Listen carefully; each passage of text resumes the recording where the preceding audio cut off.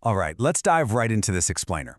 Welcome, everyone. Today, we're officially kicking off your training as a digital defender. I mean, think about it. We spend so much of our lives online, right?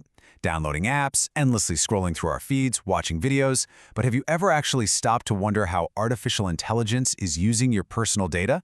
Or how it can be used to create complete, totally realistic digital illusions?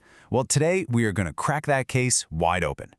So, I want you to think about something for a second. We literally grant our devices the most bizarre permissions every single day without a second thought. Imagine you download a simple, free app just to use your phone's camera light in the dark.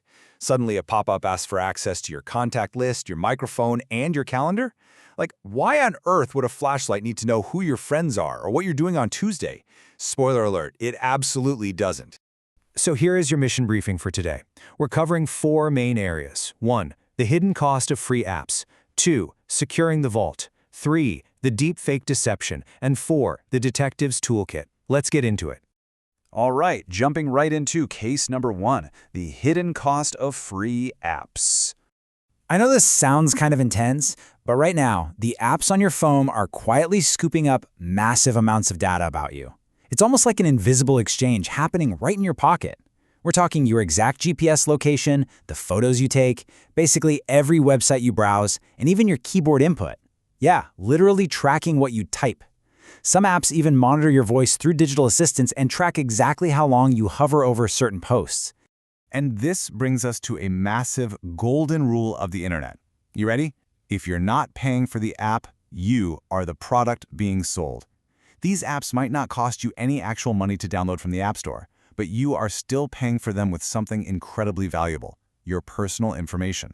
Companies are trading pieces of your digital life to make a huge profit.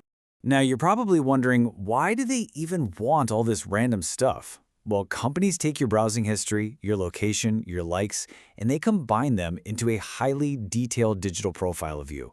They use this profile to train their AI systems, hit you with incredibly specific targeted advertisements, and get this, they even use it to try and predict your future behavior, like guessing what you might want to buy before you even know you want it. Wild, right?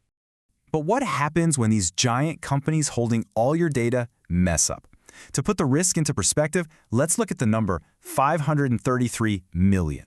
Back in 2019, a massive Facebook data breach exposed the phone numbers and personal details of 533 million users. That is a staggering amount of people. This isn't just invisible numbers on a screen. When hackers steal this kind of info, it can actually lead to real-world identity theft. Which leads us straight into case number 2, securing the vault. So, the cool thing here is that you actually have the law on your side. If you're under 13 in the United States, a law called COPPA provides an extra layer of protection, like a digital shield for your data. And there are broader laws out there too, like the CCPA in California or the GDPR over in Europe. These laws act like digital armor, giving you and your parents the actual legal power to request exactly what data a company has on you, or demand that they just delete it entirely. But hey, you don't have to wait around for the lawyers, right? You have the power to take control of this right now. Seriously, grab your phone, dive into your settings, and check your app permissions.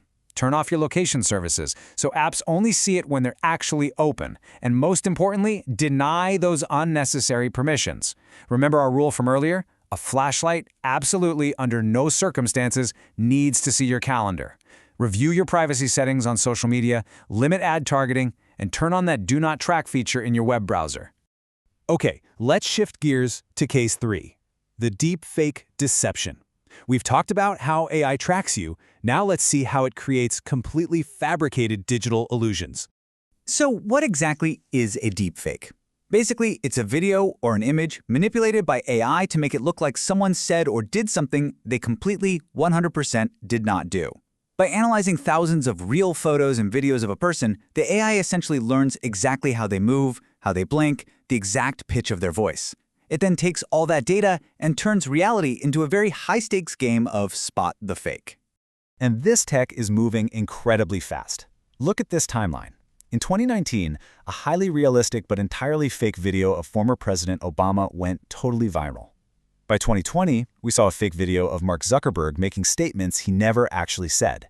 Fast forward to 2023, and an AI generated a completely fake rap song using the cloned voice of the artist Drake. These aren't just silly internet parlor tricks. They carry real, dangerous consequences, from spreading political misinformation to pulling off massive celebrity scams. But here's the good news. You can totally train yourself to spot these glitches in the matrix. When you watch a video that seems a little off, look for the red flags. Does the person seem to, forget to blink? Are their lips moving slightly out of sync with the audio? Do the edges around their face or their hair look a little fuzzy or glitchy? Does their skin texture look strangely smooth, almost like plastic? These are the footprints of artificial intelligence leaving its mark. Now keep in mind, deepfake videos are just one piece of this massive puzzle. AI is also being used to write incredibly convincing fake news articles, generate totally deceptive photos of events that literally never happened, and program bot accounts to flood your social media with fake comments. And it's all designed to manipulate what you think and feel. Which brings us to our final stop, Case 4, the Detective's Toolkit. It's time to officially equip you with one of the absolute best tools out there, the reverse image search. If you see a photo online that just looks a little too shocking to be true, run it through these 4 easy steps. Go to Google Images, click that little camera icon, upload the picture or paste the link, and hit search. Google will show you exactly where that image originally came from. Actually, you might just find out that a photo claiming to be from a breaking news event today is in reality a picture from a movie set like 5 years ago. Also, before you believe or, share anything with your friends, I want you to run it through this quick verification checklist. Be a skeptic. Ask yourself, who is the author? Do they actually have any credibility? Where did this first come from? Is it even recent? Can you cross-reference it on a site like Snopes? If it's this massive, world-changing news story, are other trusted major sources reporting it too? Always check the source. Because ultimately, your absolute best defense against all this misinformation isn't some fancy software. It's your own brain. It's critical thinking. Whenever a piece of content makes you feel super angry or sad or totally shocked, just pause. Ask yourself the tough questions, especially this one. Am I believing this just because my friends shared it? Remember, just because something is super popular online absolutely does not mean it's true. You're not just a passive consumer anymore, just endlessly scrolling through a feed. Armed with an understanding of how your data is used and the tools to spot deepfakes, you are now a digital defender. So I'm going to leave you with this final thought. As AI gets more and more advanced, the next time you see a shocking viral video, will you just believe your eyes or will you investigate? Thanks for joining me on this explainer, detectives. Stay critical out there.